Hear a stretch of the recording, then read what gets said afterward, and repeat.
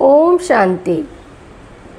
परमात्मा पिता की महिमा में हम अक्सर ये सुनते आए हैं कि वो अजन्मा है, अजूनी है, वो अकाल मूर्त है, कालों का काल है, महाकाल है।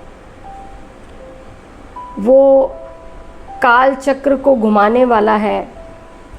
परमात्मा पिता महाकाल के रूप में क्या कर्तव्य करते हैं, इसके बारे में आज हम थोड़ा सा डिटेल में समझेंगे कि कालों का काल महाकाल किसको कहा जाता है। कालों का काल महाकाल शिव को कहा जाता है। ये हमने ग्रंथों में भी सुना है, कहानियों में भी सुना है, और भगवान के बहुत बड़े बड़े मंदिर भी बनाए हुए हैं जगह जगह पर शिवलिंग के रूप में। कहा जाता है कि परमात्मा पिता अकाल मूर्त है, लेकिन परमात्मा पिता हमें बताते हैं आके, बच्चे तुम आत्मा भी अकाल मूर्त हो, अपने अकाल तख्त पर विराजमान हो। सबसे पहले यहाँ पे हम काल को समझते हैं कि आखिर काल क्या चीज़ है। काल माना समय। हम महिमा में भी कह देते हैं, बातों में भी कह देते हैं, लेकिन उसके अर्थ को समझते नहीं हैं, क्योंकि बिना अर्थ को समझे बात जब अंदर धारण ही नहीं होगी तो हम उसकी गहराई तक कैसे पहुँचेंगे। परमात्मा पिता हमें यही बात बताते हैं कि बच्चे पहले तुम बात को समझो, मैं क्या कह रहा हूँ। मैं कालों का काल महाकाल हूँ। मैं सृष्टि पर केवल एक ही बार आता हूँ। कब आता हूँ? जब काल चक्र घुमाने का समय होता है। यूं तो काल चक्र घूमता रहता है, आपने देखा ही है, लेकिन काल चक्र घूमकर दोबारा से अपना फिर से रिपीट कैसे होता है, उसको रिपीट करने के लिए जैसे वो सिनेमा घर में देखते हैं ना, हम सीडी चलाते हैं, 3 घंटे की फिल्म होती है। वो 3 घंटे की फिल्म के बाद उसको रिवाइंड करके जब दोबारा चलाना होता है तो क्या करना पड़ता है, और फिर से अपना डायरेक्टर आता है या चलाने वाला आता है, वो उसको रिवाइंड करके शुरुआत से चलाता है। तो हमारी सृष्टि को बनाने वाला, हमारी सृष्टि को चलाने वाला, उसका डायरेक्टर, उसका प्रोड्यूसर, वो कौन है? वो तो परमपिता परमात्मा है, जिसकी महिमा हम कालों का काल महाकाल के रूप में करते आए हैं। लेकिन वो आके महाकाल के रूप में जब आता है तो क्यों आता है महाकाल के रूप में? महाकाल के रूप में आके वो सृष्टि की पुनरावृत्ति करता है। उस सृष्टि की पुनरावृत्ति, जिस सृष्टि को उसने बहुत ही सुंदर बनाया था, लेकिन काल चक्र के अंदर वो सृष्टि घूमते घूमते घूमते घूमते अपने अंत तक आ गई, और उस अंत को अब वो आदि में लेके आ रहा है। आदि माना शुरुआत में लेके आ रहा है। तो आदि और अंत के जो बीच का जो समय है, जिसको संगम कहा जाता है, इसका शास्त्रों में भी गायन है कि परमात्मा संगम युग में आते हैं।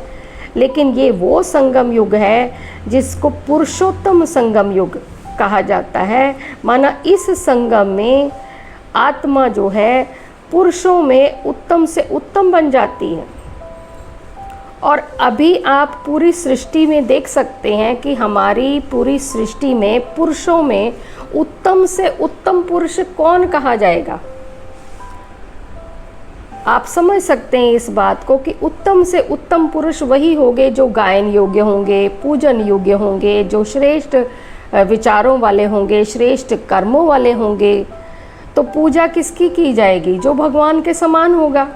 परमात्मा ने ऐसे मनुष्य बनाए होंगे जो कि गायन और पूजन लायक बने होंगे, वही उत्तम से उत्तम पुरुष होंगे, जिनको हम क्या कहते हैं, देवी देवता, जिनके बहुत सारे मंदिर बने हुए हैं। तो परमात्मा पिता कालों के काल महाकाल, आदि मध्य अंत के ज्ञाता, जिनको आदि का भी ज्ञान है, शुरुआत का भी ज्ञान है, माना मध्य का भी ज्ञान है कि सृष्टि मध्य में कैसी होती है, मध्य काल में कैसी होती है, और अंत काल में सृष्टि कैसे हो जाती है। अब उसको पुनरावृत्ति करके आदि काल में कैसे लेके आना है, ये परमात्मा पिता का काम है। इसीलिए उनके गायन में, उनकी महिमा में हम आदि मध्य अंत का ज्ञाता, अकाल मूर्त, कालों का काल, महाकाल भी कहा जाता है। अब आप सोच रहे होंगे कि अकाल मूर्त का क्या मतलब है।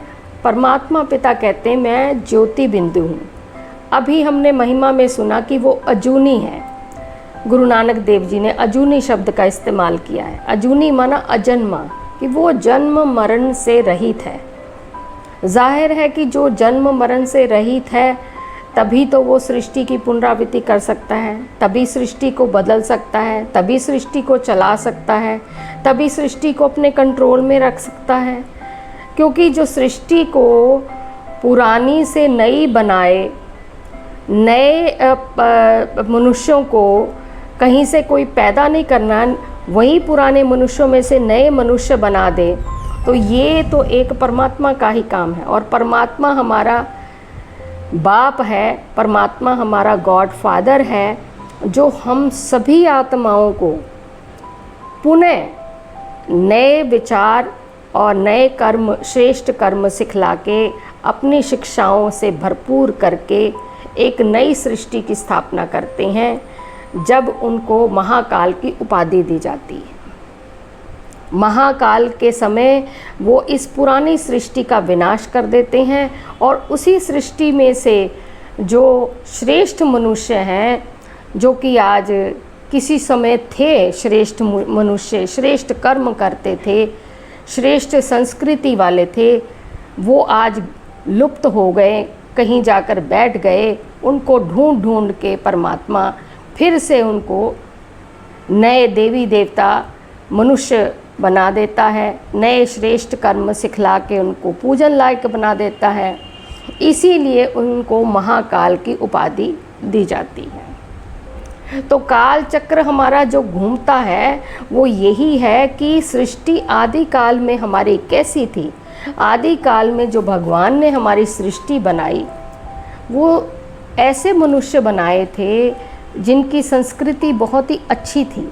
समय से उठना, समय से बैठना, जागना, काम करना, समय से खाना, समय से सोना, ये सब श्रेष्ठ संस्कृति वाले दैवी मनुष्य थे, जिनके अंदर देवताओं जैसे गुण थे, जिनके अंदर परमात्मा ने अपने सारे गुण विद्यमान कर दिए थे, जो कि मंदिरों में पूजने लायक बन गए थे, जिनका गायन हम आज भी कथाओं के रूप में सुनते आए हैं। लेकिन इसका ऑफर तो परमात्मा ने पूरी सृष्टि को दिया था, लेकिन साथ में शिरोमणि भगवत गीता शास्त्र में ये भी लिखा है कि जो ओटे सो अर्जुन, जिसने ये बातों को जान लिया, ये बातों को समझ लिया, वो परमात्मा का प्यारा, वो परमात्मा के गुणों का हकदार बन गया, वो परमात्मा के स्वरूप का हकदार बन गया, परमात्मा की शिक्षाओं का गायन करने वाला परमात्मा समान बन गया। आज परमात्मा पिता हमें ये सारी बातों का अर्थ समझा रहे हैं कि बच्चे, कहानियाँ तो तुमने बहुत सुन ली हैं, मैं तुम्हारा बाप परमात्मा शिव, कालों का काल, महाकाल, काल चक्र को घुमाता हूँ। तो क्यों घुमाता हूँ? क्योंकि जो सृष्टि आदि काल में बहुत सुंदर थी, श्रेष्ठ थी, जहाँ सभी देवी देवता समान मनुष्य रहते थे, जो परस्पर प्रेम भाव से, जो बहुत ही श्रेष्ठ कार्य करते थे, जो आत्मिक भाव में रहते थे, जो किसी से भी कोई हिसाब किताब या कोई भी दुख का नाम निशान नहीं था, ऐसे दैवी मनुष्यों की सृष्टि आज आदि के बाद मध्यकाल में देवभान में आते हुए पुरानी हो गई है। अब अंत काल में आते आते तो बिल्कुल ही भ्रष्टाचारी हो गई है, दुराचारी हो गई, पापाचारी हो गई है। तो इस पापाचारी दुनिया में मेरे बच्चे क्यों सफ़र करें, मेरे बच्चे क्यों दुखी हों?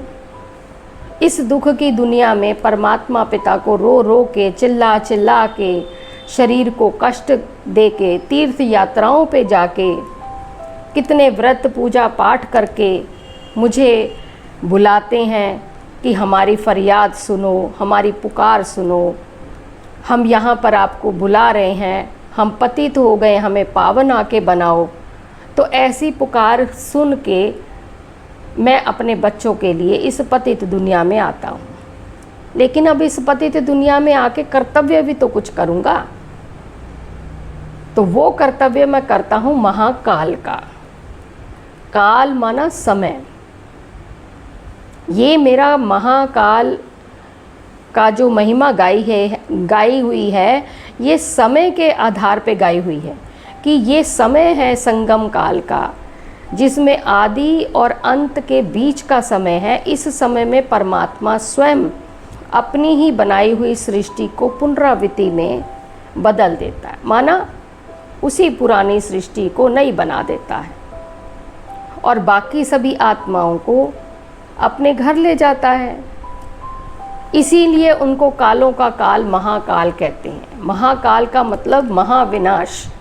महाविनाश करके वो अपने बच्चों को सभी दुखों से, सभी चिंताओं से, सभी परेशानियों से छुड़ा के वो ले जाते हैं, ताकि मेरे बच्चे इस पुरानी दुनिया से जो दुखी हो गए थे, वो इस पुरानी दुनिया से अपना मोह त्याग करके, इस गंदी छीछी दुनिया से मोह त्याग करके मेरे साथ घर चलें और अपने अपने समय पर फिर से पाठ बजाने के लिए आएं, क्योंकि सृष्टि तो परमात्मा ने ही रची है ना। अकाल मूर्त आत्मा कैसे है, अकाल मूर्त परमात्मा कैसे है? क्योंकि परमात्मा पिता बताते हैं कि बच्चे, आत्मा को काल खा ही नहीं सकता, माना समय खा ही नहीं सकता। जब सृष्टि सनातन धर्म की थी, जब सृष्टि आदि काल में श्रेष्ठ विचारों वाली, श्रेष्ठ भावों वाली देवी सृष्टि थी, तब सभी मनुष्य जो थे वो अपने समय पर शरीर छोड़ते थे। उन्हें पता होता था कि हमारा शरीर बूढ़ा हो गया है, हमें इस शरीर को, इस पुरानी खाल को छोड़ के नया लेना है। और कोई गर्भ जून में भी नहीं जाते थे, जो जैसे यहाँ पे बच्चा रोता है ना पैदा होने के बाद, वहाँ पे ऐसा नहीं होता था। वहाँ पे तो गर्भ महल में आराम से बच्चा पहले साक्षात्कार हो जाता था और फिर अपना आराम से बच्चा आता था और अपना जीवन जीने लगता था, बड़ा होता था, युवा होता था, बूढ़ा होता था, फिर शरीर छोड़ के फिर नया ले लेता था। मृत्यु नाम का कोई शब्द नहीं इस्तेमाल होता था, मरने नाम का शब्द नहीं इस्तेमाल होता था, रोने पीटने का कोई मतलब ही नहीं।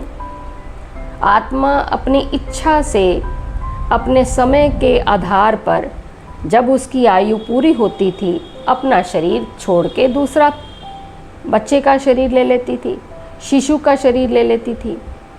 लेकिन जैसे जैसे आत्मा ने मध्यकाल में द्वापर युग से क्या किया, अपने शरीर को ही मैं समझने शुरू कर दिया, अपने आप को भूल गई और अपने शरीर को ही मैं समझने लग गई, तब से उसको ना तो अपनी याद रही और ना ही अपने पिता की याद रही, ना अपने घर की याद रही। और तब से ही ये मृत्यु होने लगी, क्योंकि आत्मा जब भूल ही गई तो उसकी आयु भी अपना अल्पकाल की हो गई, क्योंकि आत्मा दिनों दिन अपना कोई पाप कर्मों के वजह से अपने खाते, अपने हिसाब किताब गलत बनाती रही, और गलत बनाने के कारण ही उसका हिसाब किताब बढ़ते बढ़ते क्या हुआ कि उसका जीवन अल्पकाल का बन गया। कहाँ उसको पता होता था कि मेरी आयु इतनी है। दैवी सृष्टि में 150 वर्ष की आयु होती थी, 150 वर्ष के बाद अपनी इच्छा से शरीर छोड़ती थी। जब काल का चक्र घूमा, आदि काल से मध्य काल में आया, तो मध्य काल में एकदम से आत्मा की कैटेगरी जो है आदि खत्म ही हो गई, पवित्रता एकदम से चली गई, आत्मा देवभान में आ गई, विकर्म करने लग गई, पाप कर्म करते करते एकदम से पापाचारी बन गई, और अल्पकाल की इस आयु का उसे भान भी नहीं रहा कि मेरी आयु जो है अब अल्पकाल की हो गई है, और साथ साथ में मेरे विकर्म इतने हो गए हैं कि मुझे घड़ी घड़ी शरीर छोड़ना, शरीर लेना पड़ता है। इसीलिए उसको आदत पड़ गई, उसको अपने शरीर से ही प्यार होने लग गया, साथ में भय वाला भी हो गया, भय भी आ गया आत्मा में, क्योंकि शरीर से प्यार कर बैठी तो भय, सबसे पहले भय आया। लेकिन आदि काल में तो भय भी नहीं था, आदि काल में तो इच्छा से शरीर छोड़ रही थी आत्मा। अकाल मूर्त थी, प्रकाश, आत्मा प्रकाश है, तो आत्मा तो ना जलती है, ना मरती है, ना कटती है, ना डूबती है, तो अकाल मूर्त है। उसको, उसका काल से कोई संबंध ही नहीं है, समय से कोई संबंध नहीं है। वो अपने समय से, अपनी इच्छा अनुसार, समय को तो उसने जीत रखा होता है, काल पर जीत पा रखी होती है, और ये जीत परमात्मा ही आके उसको पहनाते हैं कि बच्चे तुम समय को जीतो, समय तुम्हारी रचना है, समय को तुमने रचा है, तुम अपने समय को जैसे चाहो वैसे रच सकते हो, समय ना तुम्हें रचे। जैसे हम कोई काम भी करते हैं, हम कहते हैं कि नहीं मुझे इतने बजे ऑफिस पहुंचना, तो 5 मिनट पहले पहुंचते हैं, इसका मतलब समय का खजाना है हमारे पास। अगर हम लेट पहुंचते हैं, इसका मतलब हमारे पास समय का खजाना नहीं है। अगर हम समय से पहुंचने लग गए, इसका मतलब हम अपने खजाने को, डूबे हुए खजाने को फिर से अपने पास ला रहे हैं, बचा के रख रहे हैं। कोई ट्रेन पकड़नी है तब भी हम 10 मिनट पहले पहुंचते हैं, किसी से मिलना है तब भी उसके इंतज़ार में 10 मिनट पहले जाके पहुंचते हैं। तो ये सारी गतिविधियां जो है हमें दर्शाती हैं कि हमें भगवान ने काल पर जीत पहना रखी थी, भगवान ने हमें अकाल मूर्त बना रखा था। आत्मा जो है अपने समय को खुद रचती है, लेकिन इस कलयुग में, अंत काल में, अंत के समय में आत्मा इतनी पतित हो गई है, ना तो समय से उठती है, ना समय से सोती है, ना समय से खाती है, ना समय पर पहुंचती है, ना समय से उसका कोई भी कार्य सफलता को प्राप्त होता है। तो इसलिए उसको सारा जो जकड़न उसको भय मार देता है, तो उसकी जकड़न भय से एकदम ग्रसित हो गई है, डर लगा रहता है। कोई भी कार्य करती, किसी से मिलना होता, लेट हो गई तो उसको डर ही लगा रहता है, बॉस क्या कहेगा, ये काम अच्छा नहीं हुआ तो उसका क्या होगा, ऐसे क्या होगा, गृहिणी क्या कहेगी, पत्नी क्या कहेगी, माँ क्या कहेगी, बाप कैसे डांटेगा। बच्चा स्कूल में गया है तो कोई होमवर्क नहीं हुआ तो बच्चे को डर सताने लगा है। तो सबसे पहले तो आत्मा को इतना भय सताने लग गया, और अब तो देखो कलयुग में अंत में कितनी सारी बीमारियां आ गई हैं। पाप कर्म करते करते आत्मा इतनी पतित हो गई, इतने भय से ग्रसित हो गई है कि आत्मा को अपनी पहचान ही भूल गई कि आत्मा को तो परमात्मा ने समय की रचना का रचनाकार बनाया था, लेकिन आज आत्मा समय के अधीन हो गई। और जब समय उसके ऊपर हो गया है तो आत्मा ये भी अपना हिम्मत हार के बैठ गई कि जो होगा देखा जाएगा। लेकिन परमात्मा पिता हमें फिर भी हिम्मत देते हैं कि बच्चे ये तो संकल्प, ये विचार तो कभी लाना ही नहीं कि जो होगा देखा जाएगा। तुम मेरी संतान हो, तुम मेरे बच्चे हो, तुमको मैंने काल पर विजय प्राप्त करवाई थी, अब मैं फिर आया हूँ काल पर विजय प्राप्त करवाने, क्योंकि समय तुम्हारी रचना है, काल तुम्हारी रचना है।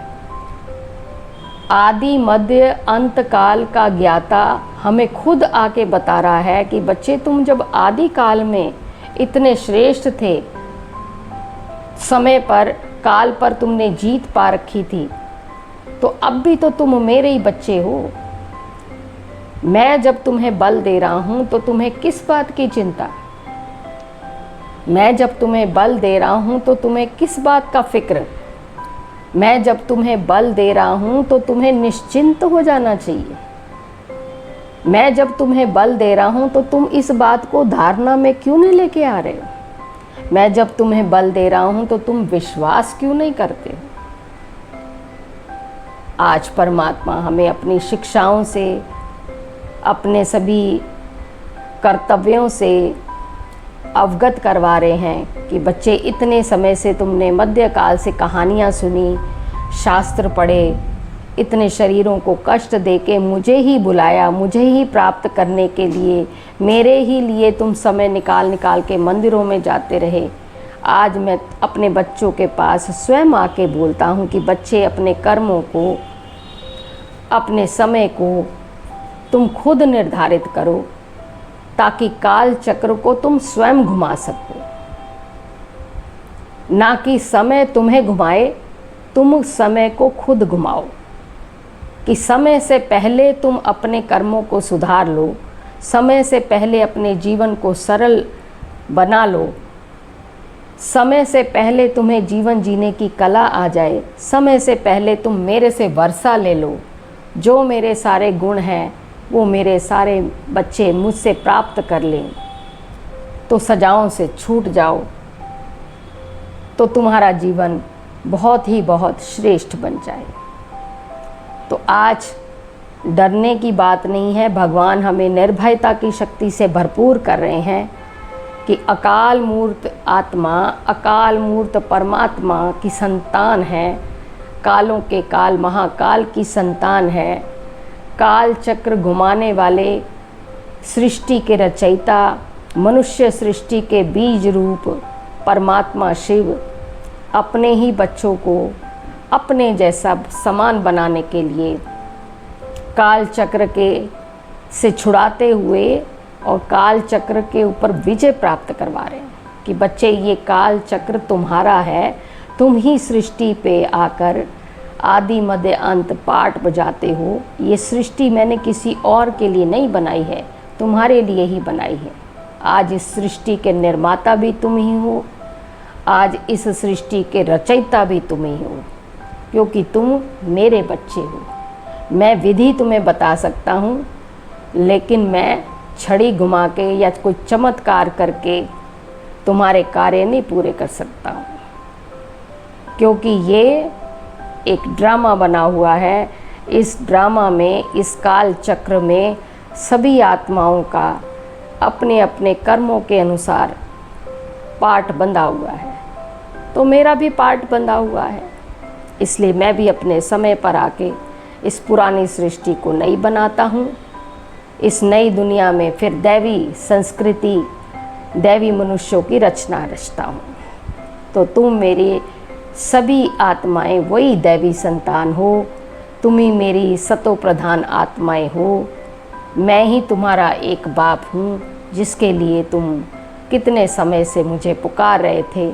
आज वो समय आया है, तो अपने पिता के साथ अपने जीवन को सुलभ बनाओ, सरल बनाओ, सुखमय बनाओ। यही परमात्मा पिता की हम सभी आत्माओं, हम सभी बच्चों से आशा है। ओम शांति।